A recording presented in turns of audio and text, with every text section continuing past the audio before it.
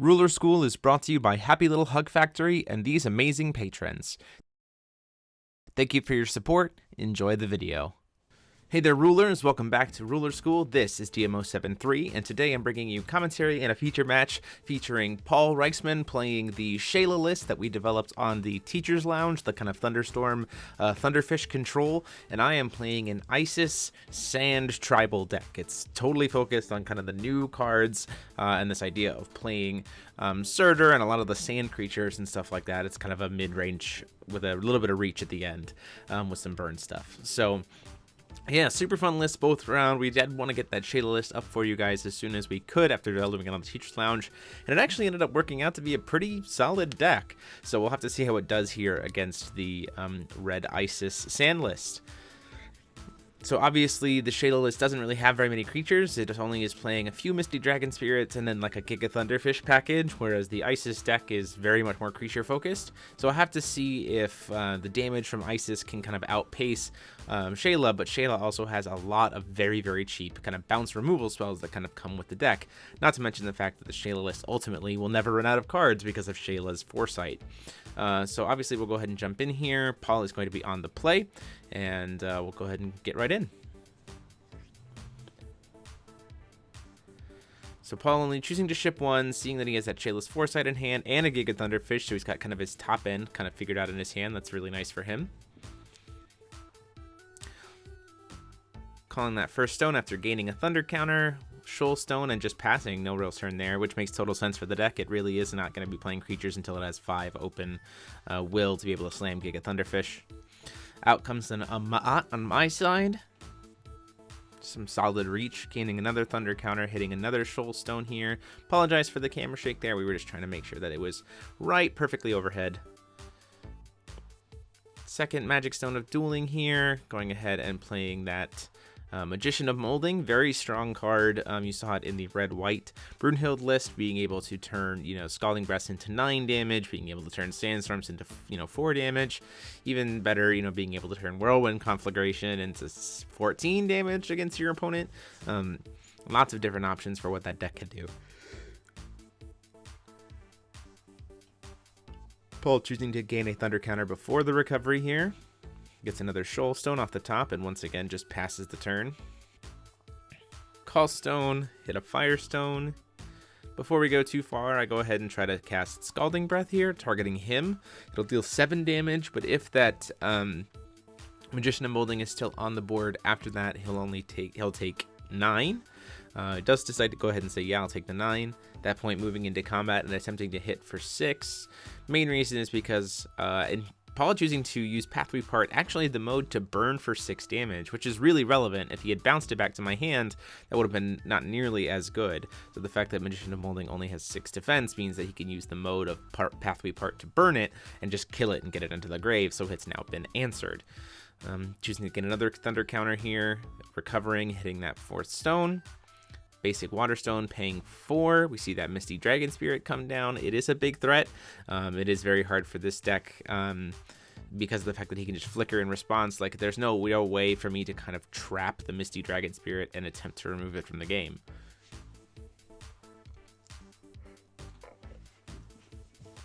It's essentially going to live until the end of time here, which is not a very good thing for the sand deck to deal with. Paying 4 here after calling for stone for Sandora's Invasion. Very, very strong card that came into this list. You saw it played in that Fushi list. Just look at the top 5, pick a 1-drop, a 2-drop, and a 3-drop, and just slam them into play. Potentially hitting a lot of very good value. Ultimately, in this time, hitting a Pang Tong, which is nice because it is going to get me another card. And then a Magician of Molding here, so resetting that. So Pang Tong says I look at the top 4, I get to pick a red card, a fire card, and put it into my hand. Choosing to take the Sand Dragon.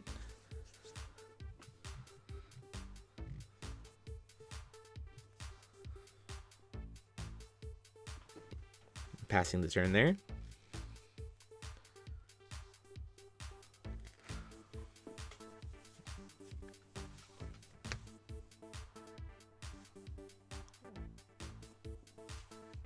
Recovering, calling stone. choosing whether or not he wants to play that Giga Thunderfish this turn. He could make a Thunderstorm. He's kind of thinking, well, I'm a little bit low on life. It would tap me out, give Jeremy an option, especially with this board presence, to be able to do possibly a lot of stuff, especially knowing that I'm going to be going to 5 will next turn for a Restless Conflagration. So a Giga Thunderfish play this turn might not be super effective. Sure, he might be able to sneak in, you know, that 19 damage. So he swings in the air, and I say try to cast Explosion in response to the attack. This is mainly to force the Misty to get removed. I know that it's not going to get hit for that damage.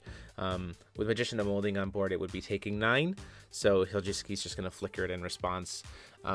It's just essentially turning. I essentially just turned the Explosion into like a worse Scarlet's Agony at that point. I knew he was going to try to flicker it, so we just passed there. Paul choosing ultimately not to play any cards there, which I think is potentially pretty smart. Calling Stone. So you have that Scalding Breath in hand.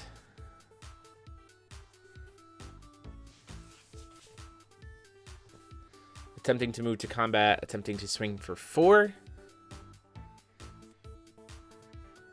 Paul goes to block. In response to that, go ahead and cast Poison Stinger. So what this will do is, because of the +2 for Magician of Molding, it'll take 4 damage, and then any other damage that it would take this turn would be doubled. So Pang Tong would actually be able to kill the Misty Dragon Spirit. Ultimately, this means that he's probably going to try to flicker it out of the way, but that's what I want him to do, because I want to get that 4 damage through. Because if I can get him down to 16 life, then a Whirlwind Conflagration can just kill him. Or, sorry, 14 life, then a Whirlwind Conflagration eventually just kills him. Also knowing that I have the Ma'at there to be able to burn him for 8 damage as well, just trying to chip him away down to lethal.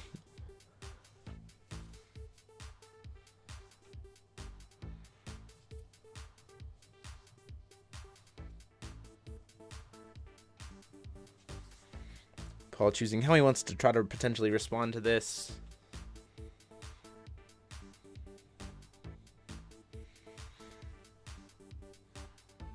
There's lots of different bounce options in his hand. You see he has 2 Shaela's Foresight plus a Pathway Part. Looks like even a Dragon's Lord's Breath too. The Dragon's Lord's Breath is ultimately suboptimal because he doesn't have Time Will to be able to use to replace it. Cast the Shaela's Foresight to put it back in my hand and attempt to shuffle his graveyard back into his deck. This is what I'm saying, where the deck never really ultimately runs out of cards because Shaela's Foresight recycles itself, so you get to kind of just use it infinite times. I'm again going to use the Pang Tong with Ma'at to try to kill the Misty Dragon Spirit.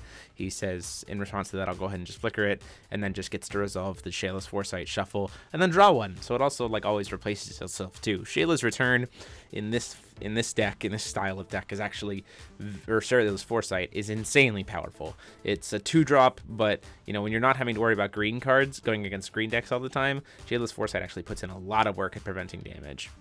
Attempted to swing in with the Magician of Molding. See that Pathway Part come down again to burn for 6 damage, clears it out of the way. And then Sandworm comes down on my side, and I say, or Sand Dragon comes down on my side, and I say pass the turn.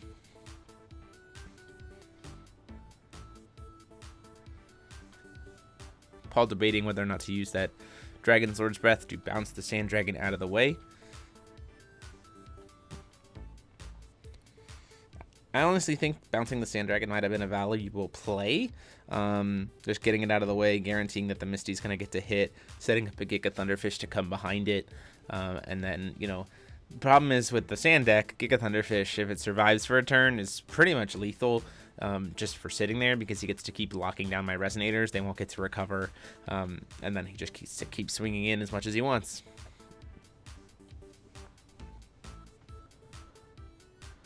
Making a Thunderstorm with Shaela using a Thunder counter. Out comes that Giga Thunderfish, so we'll get to get a Mega Thunderfish and a regular Thunderfish. If he has a regular Thunderfish still in deck. I think we were only playing 2. They might be both in his hand.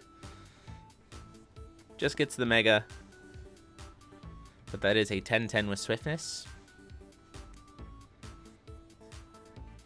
And like I said, I now have to immediately try to answer the Giga Thunderfish,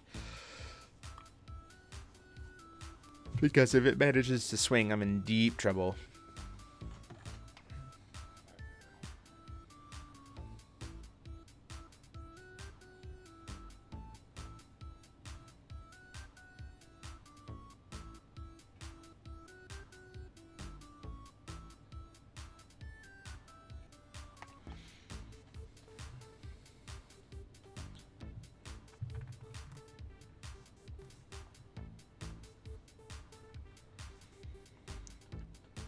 Debating whether or not he wants to swing with the Misty Dragon Spirit first or the Giga Thunderfish.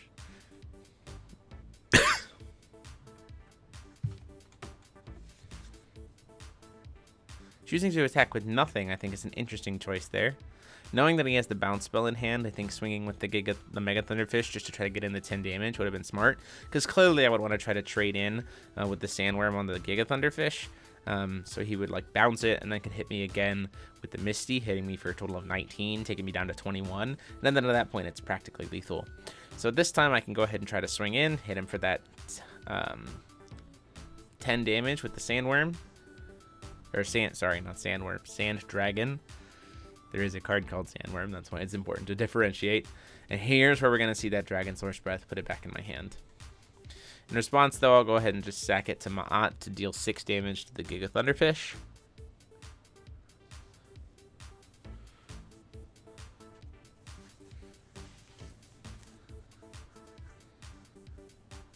Paying 5 here.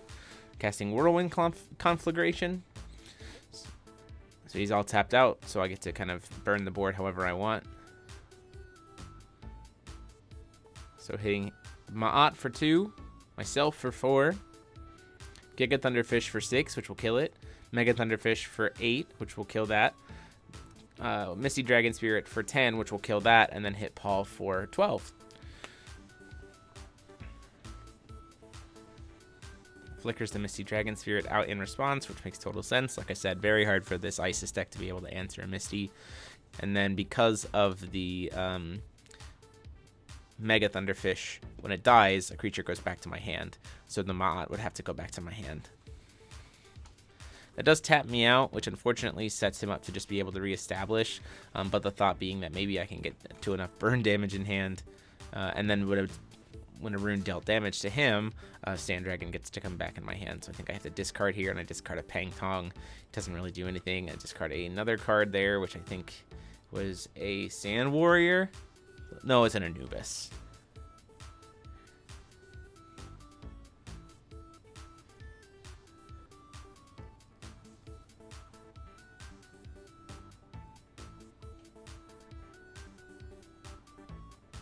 Calling a stone, hitting that another Magic Stone of Time. Seems like he's going to just play another Giga Thunderfish here, which is practically going to be game at that point. Brings out the Mega. Doesn't have a normal one to be able to play. I'm completely tapped out. My board's completely open. I've already used my big burn spell. And then even if I play a bunch of creatures, I won't have enough to be able to block anything. So we're just going to walk it through, see if maybe I can come back from this. But ultimately, Paul played that really, really smoothly. Swinging in for 10, taking me down to 26. Swinging me in for 9, taking me down to 17. And then ultimately, the Giga Thunderfish, regardless of what I play next turn, will swing, ping all my creatures for 200 damage. And then those creatures will then get rested and won't recover. And then I just, like, it doesn't matter. I don't have any blockers at that point. And all Giga Thunderfish has to do is be able to actually successfully swing. So I would have to deal with him this turn to be able to potentially survive. And even then, it's not quite enough. And Paul having 2 open will. Go ahead and cast Sandstorm just to have the 5 revealed runes here. Paying 5.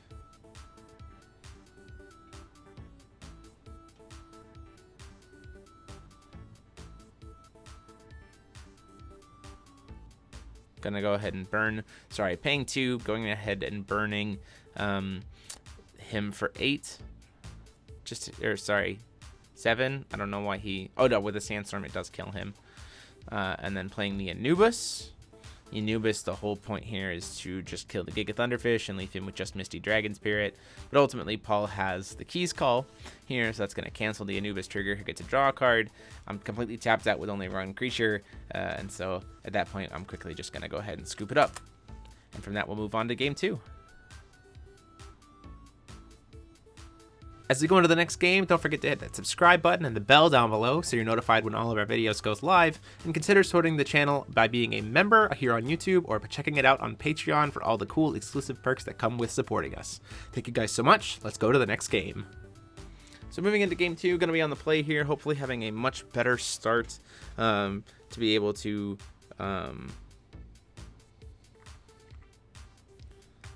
get a lot more early game damage and prevent the Giga Thunderfish from coming down. Maybe even deciding to flip Isis, seeing that turn 1 Pig. Pig in this strategy being used in the same way. You swing with it. If it's going to die, you sack it so that you can call stones and then flip Isis, just to make her a little bit easier because she does cost 4 to flip. I wasn't playing really swiftness stuff anyway. This does hurt my Sand Dragons being able to fly, but still mostly just pushing in pressure here. Playing the Pig, taking him down to 36. Magician of Molding comes down.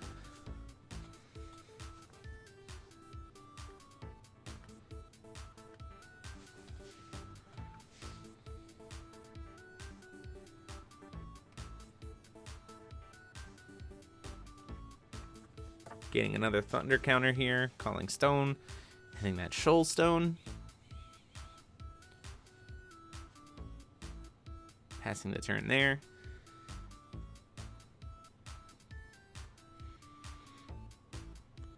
Seen this trick before. We're going ahead and cast Scalding Breath here, trying to deal the 9 since we have Magician of Molding ready to go.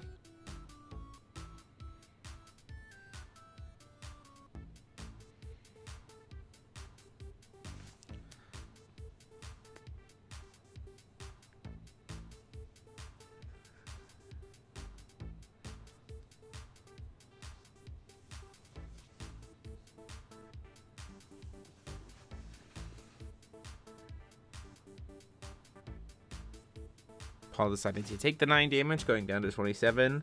And then we're going to try to do the same follow-up here. Hit it with the 6 damage from the Magician of Molding here. And taking him down to 21 this early would actually be pretty devastating. Knowing what he has in play, it would be maybe a little risky for me to do the Magician of Molding play here. But ultimately, I say in trying to move to combat. Paul has something to say here. Debating whether or not he wants to let me swing and then Shaela's Foresight just to recycle itself and draw a card, bounce it back to, but it just bounces it back to my hand, so I would just be able to recast it. Using Berry Ball to rest it instead, so I don't get the damage because it's only rain. It's not even raining at this point.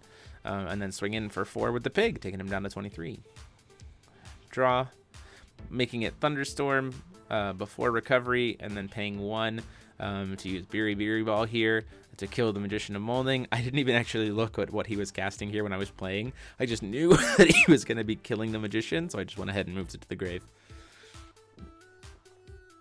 So Paul in a pretty solid position here. Yes, low on life, but he's got a couple of Berry Balls in the grave. He's got Last Thunder if things get really great, really nervous. He's also got Shaela's Foresight, and Spinning Aqua Soul, so he can start recycling things. Seeing that Pathway part here, probably taking one of those Misty Dragon Spirits as well, and choosing to take the Keys this call instead is an interesting decision. Maybe he doesn't want to have to worry too much about one of my potential automatic game triggers later, off of something like an Anubis. Calling Stone.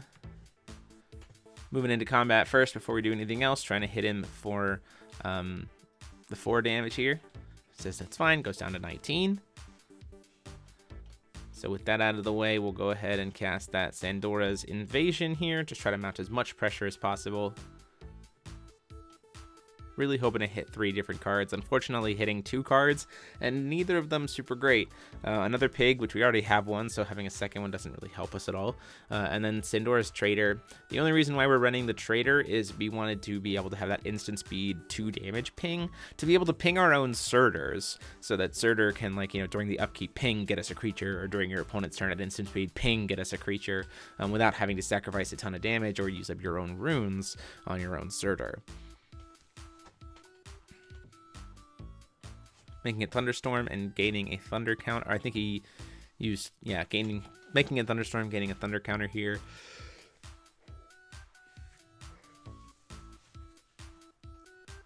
Giga Thunderfish coming down.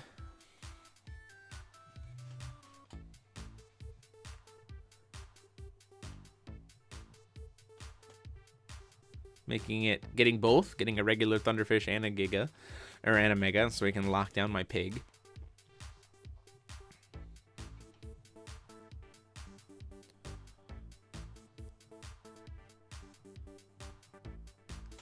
Swinging in for 10. I say that's fine. I'll take it. And passing the turn there.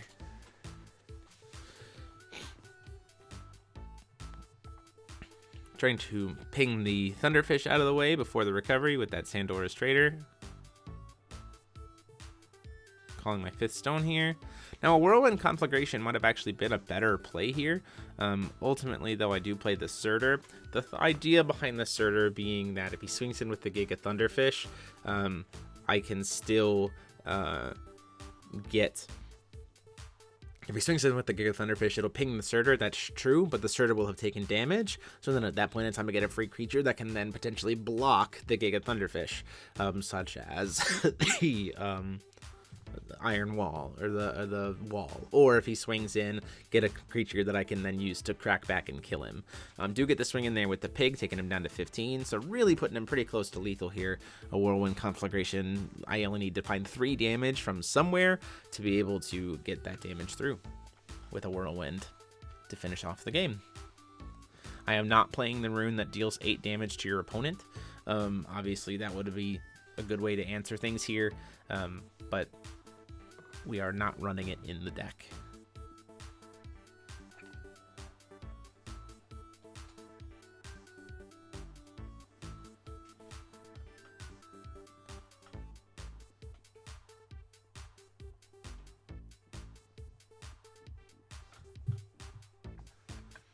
Swinging in for 12, pings everybody for 2 damage. Surtur Trigger goes on the chase.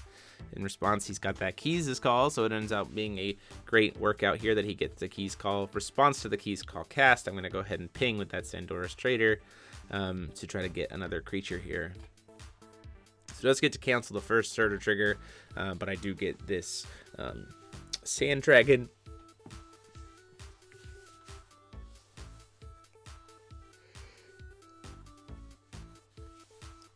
Paul having 3, it looks like 3 Pathway Part in his hand, though, ultimately means that pretty much anything I do at this point is irrelevant. He's got 3 spells, is at least 1, if not 2, plus he's got Spinning Aqua Soul. Essentially means that there's no way that I'm not going to be able to keep all this damage out. So swings in gets that 12 damage in, gets another 10. Overall takes me down to 8. Calls a stone here.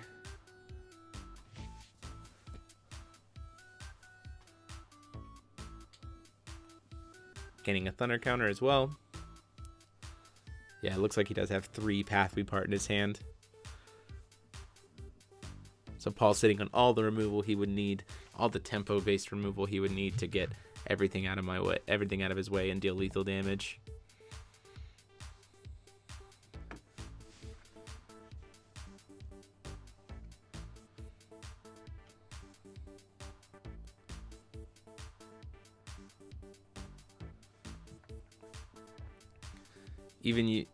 So bouncing back there with the Sand Dragon after I tried to attack with it, take him down to 5 because he knows that if it connects, it's just over.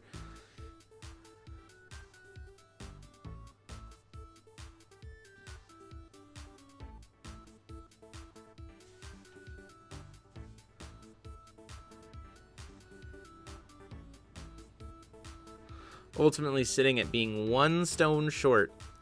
If I had 1 more will up, I would be able to cast the Whirlwind Conflagration, burning him for enough damage, following it up with a Scalding Breath. This is also a position where if I was playing the other rune to be able to burn my opponent for 8 damage, I would actually have him at lethal with what's in my hand.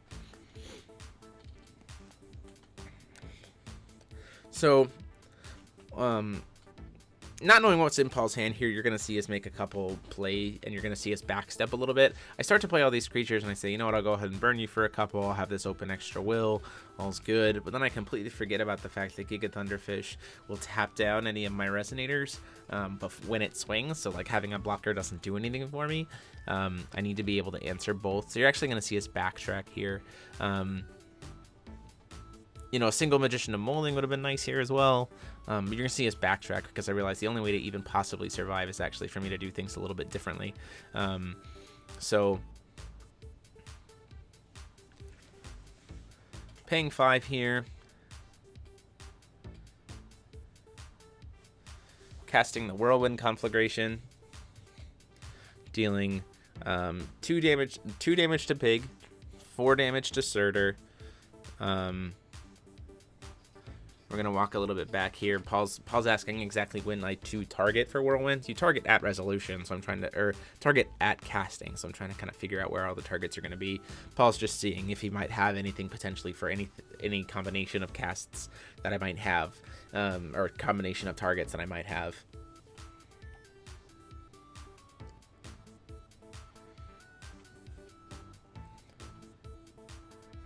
Seeing he has 2 spinning Aqua Souls in hand now, it looks like. Looks like I was wrong about the pathway parts. They're spinning Aqua Souls instead, which are essentially at this point pathway parts.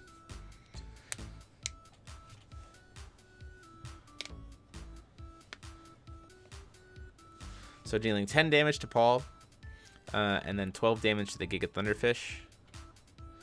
He's gonna go ahead and spinning Aqua Soul to bring back pathway part, and pathway part back his own Giga Thunderfish back to his hand, so he has access to it. And then go to grave. Everything gets to hit. He goes down to 5. Giga Thunderfish gets killed, and then Surtur will trigger, and I'll get another creature. And then knowing that he has the Giga Thunderfish or the Mega Thunderfish in hand, and knowing that my stuff's gonna get to recover after this turn, I'm gonna go ahead and play the Searing Sandwall. Whole point being, I just need to survive one more turn, and then we know I have the Scalding Breath in hand, and I can just burn him out. Paul ultimately, though, having the second spinning Aqua Soul in hand, so we can just bring that pathway part back to his hand, so that he has it again for his turn.